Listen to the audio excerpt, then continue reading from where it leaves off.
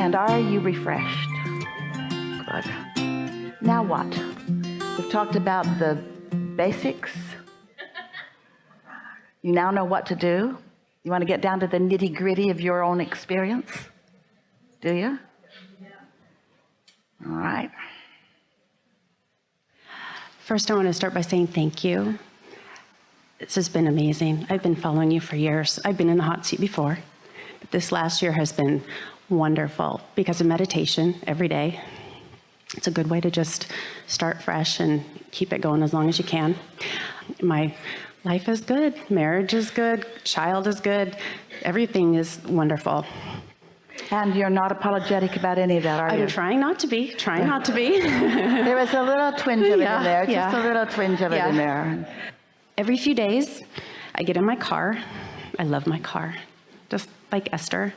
There's something about the safety and the speed and I just love my car. And the clear space and the moving energy and the being in a new space, new energy, and freedom. Yes. Yeah. But I put myself in, I connect with my inner being and try to get in a high vibration because I have to go visit my mother, who has dementia. Sorry, it's not as funny as, she's had dementia for about 11 years. It's getting progressively worse. That's one way of staying in the now.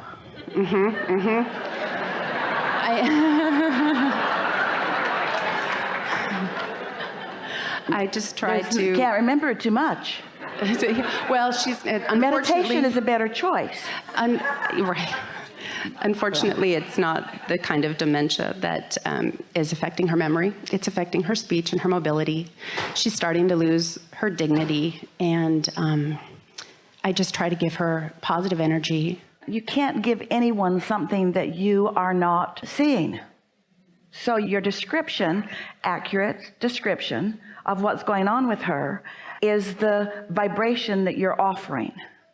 And it's asking a lot of someone to be experiencing that and offer a different vibration, but you can. And I try, and sometimes guilt gets me because when I leave her, she's in a good place. She's in a small home and taken care of with 5 other ladies. She's safe and she's fine. But when I leave, somehow I can just turn it off. I can just not give it my energy, and I can move on with my life and go live. And then, a few days later, when I'm called to go see her is when I go see her. I don't go because I have to. I don't go on a schedule. And so you're darting in and darting out. And would you say, on balance, the majority of your thoughts are not being diminished by your awareness of that?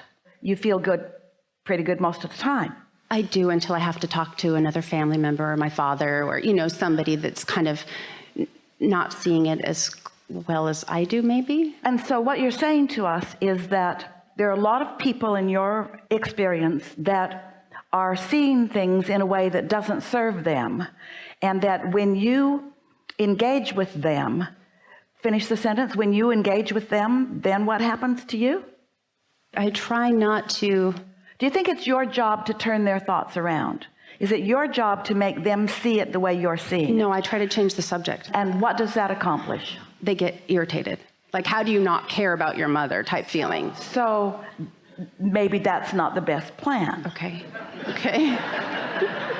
There's a process that we've talked about through the years, and it is undervalued by most people because most people don't really understand what it is about. It's called segment intending. And segment intending is your way of owning the moment. And by owning the moment, we mean it's you hooking up with your source and therefore being vibrationally dominant in any moment. Well, this is the big question that you want to ask yourself. Do I feel that I have the right, we're speaking for you, do I feel that I have the right to be vibrationally dominant and therefore happy when I'm with other people who are choosing not to be happy in that moment? Do you feel you have the right to do that? I do. So why don't you just do that? Okay. How can I soothe her? Her latest thing is, I want to die.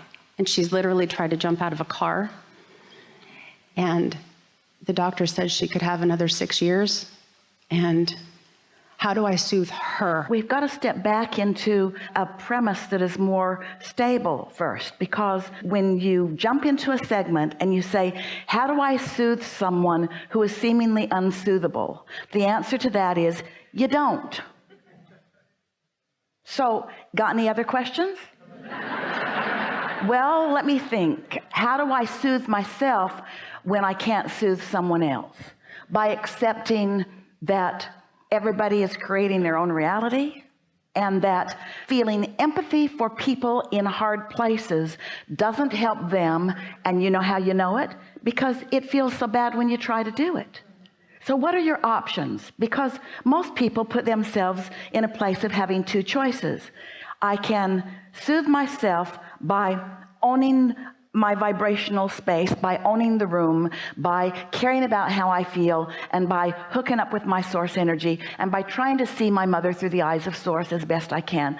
Or I can do it the humaning way, where we all just get together and talk about things that hurt us when we talk about them, and then complain that no good ever comes from that. In other words, we don't see these as difficult choices, except that you've got to convince yourself that it's okay for you to be happy when there are others around you who are not. And you have to stop feeling responsible for the happiness of others over which you have no control. Now, you're really on the right track, because you said, I want to soothe my mother. Esther always listens attentively to the flight attendants because she respects them. And her favorite thing is when they explain that if the oxygen masks drop, Esther's never seen any of them. She wonders why there are 4 when there are only 3 seats, but she's never asked that question. Maybe someone sitting on someone's lap. But they always explain, put your mask on first before you help somebody else. And in airplanes, that seems logical to you. But in Abraham seminars, when we say, put your own well-being on first and then help others if you can, for some reason you want to say, no, I think I should suffer because they are. It's completely illogical with the laws of the universe, isn't it? It is. So do you think you can help your mother? I don't know. No, I mean... So we're just going to keep asking you some questions. Do you think you can help your mother? No, not really. Do you think that you can segment and tend well enough that you can hold your own in any segment? Yes. Do you think that you can segment and tend well enough that you could hold your own in a segment with your mother? Yes, I do. Do you think that you have the capacity to hook up to source energy, see your mother, even in her current condition, through the eyes of source, and feel appreciation for what you're seeing? Do you think your inner being can do that? Yes. Do you believe that if your inner being can do that, you can do that? Yes. Do you think your inner being has a different vantage point? Yes. What do you think your inner being's vantage point is that yours might not be? Just in general, what would the vantage point of your source energy or your inner being, what is the component of that vantage point that really stands out as being different and therefore a huge advantage to non-physical? Broad view. Broader view, whole view, the whole view. So your inner being knows who you are, knows who everyone else is, knows what's in the vortex, knows the whole of the person, knows all the value that has been lived and received, knows what the path of least resistance is. The reason your inner being doesn't freak out when you're freaking out is because your inner being has the big picture. So isn't that what you want to start practicing more segment by segment, is the big picture? So then ask yourself the question, once you have stepped into the big picture, which of the questions that you have asked here today can you imagine your inner being asking? If you'll ask yourself, what was the reason that I asked the question that I asked? Why am I asking what I'm asking? So when we put that back to you, why are you asking what you're asking about your mother? Trying to get yourself off the hook? Trying to get square with your other family members who don't know which end is up? Or are you trying to soothe your mother? I'm just trying to soothe my mother. I'm trying to... That's the answer you want us to believe. Okay. But that's not the vibrational footing that's there. Because what you're asking about is, you're talking about the other people. In other words, you feel sort of overwhelmed by all of this. And you know, it's all right that you're having a bumpy ride because of this, because that's what happens when you love people and people have experiences. We're not asking you to extract them from your experience and never think about them again. We're asking you to practice seeing them in present tense in the way that your and their inner being sees them in present tense. And so, is it wrong to withdraw from this physical experience? We're going to ask you questions, and you try to answer them, if you can, from the point of view that you think your inner being would be answering. So we're asking you to answer these questions as you think your inner being would be asking, or as your inner being would be approaching the subjects. When you get sick, have you done something wrong? No. Is sickness a punishment for bad living? No. Is having dementia a path of least resistance to moving into non-physical? My inner beings are answering? Yes. It doesn't feel like it sometimes. So you have a conversation that you want to have with your inner being about that. Your inner being says that dementia is one of the paths of least resistance into non-physical. And so what do you want to say? Argue that point. If you don't believe that, give us your reason for that. You don't have a reason. You've just thought it for a while. But what's at the basis of what you've been thinking for a while? Just that she's suffering. But there's something else that we want to help you to understand. Is death a good thing or a bad thing? Good thing. Oh, you answered that really quickly. Because you're answering it from the point of view of your inner being, because there is no death. Right. Is there any death? No, there's no death. So if death is a good thing, and dementia is a path of least resistance on the way to that broader perspective, then what's the argument that you have with your inner being about any of this? Do you really have any argument? I guess not, when I think of it like that.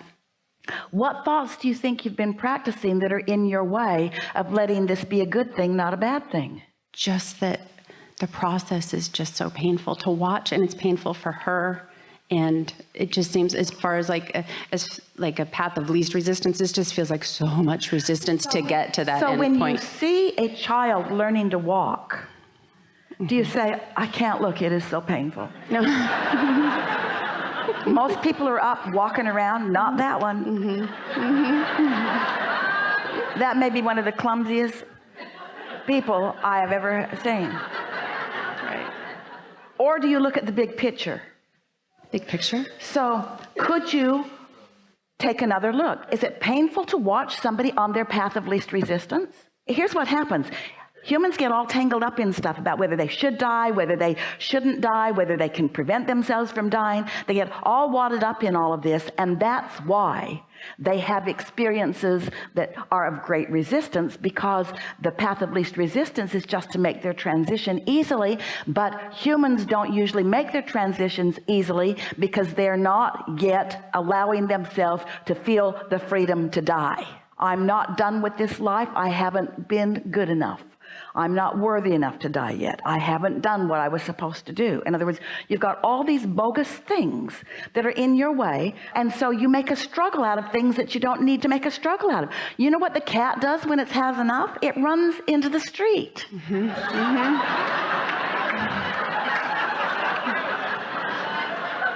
And you say, oh, that was so hard to watch. And the cat says, I'm out of here. You think we're kidding. We're not kidding at all. So we're going to ask you some inner being questions again. Is death a bad thing or a good thing? It's a good thing.